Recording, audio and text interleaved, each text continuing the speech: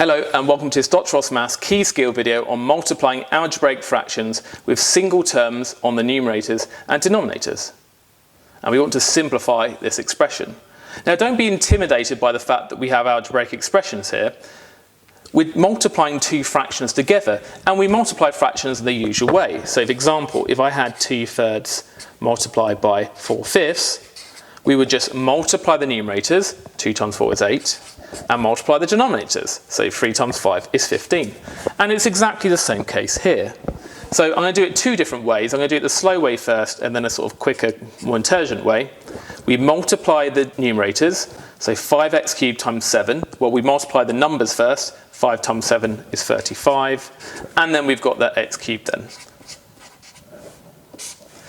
And then we multiply the denominators. So 7 times 10x to the 4. Multiply the numbers together first on the front. So the 7 times the 10 is 70. And then we still have that x to the 4 there. And then we can try and simplify this fraction. So remember, we simplify fractions by dividing top and bottom by the same thing. So 35 and 70, what could we divide those both by? Well, they're both in the 35 times table. So we could divide this by 35. 35 divided by 35 is just 1. And we can divide 70 by 35 to just get 2.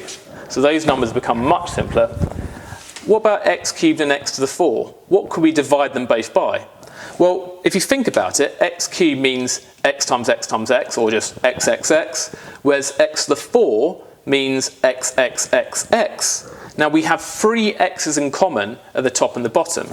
So we could divide top and bottom by x cubed. So we divide this by x cubed, it just disappears. And if we divide x to the 4 by x cubed, by laws of indices, we just get x to the 1. So now we're left with something much simpler. We've got 1 at the top over 2x. Now there's a clever way we could have simplified at the same time as multiplying together. So I'll show you how this works. This is a method known as cross-cancelling. And I'll show you how we can use it with normal fractions. Let's just say I had 7 over 2 multiplied by 6 over 14. Then rather than multiplying the 7 to 6 and then the 2 times 14, we can cross-cancel first. So we can divide things diagonally. So the 7 and the 14, if we match them diagonally, what could we divide them both by? Well, we can divide them both by 7, so that becomes 1 and that becomes 2. And this diagonal, what could we divide them both by? 2 and 6 both divide by 2, so that becomes 1, that becomes 3. And then suddenly that becomes a much easier multiplication. 1 times 3 is 3, and 1 times 2 is 2. So that's known as cross-cancelling because we're cancelling in this kind of cross-type fashion. So let's do that here. If we look at this diagonal, these both divide by 7, don't they? So that becomes 1, that becomes 1. And then if we look at this diagonal, 5 and 10 both divide by 5, so that just disappears, becomes 1. And 10 divides by 5 to become 2. And then x cubed and x to the 4, we said earlier we could divide them both by x cubed, so that just becomes 1.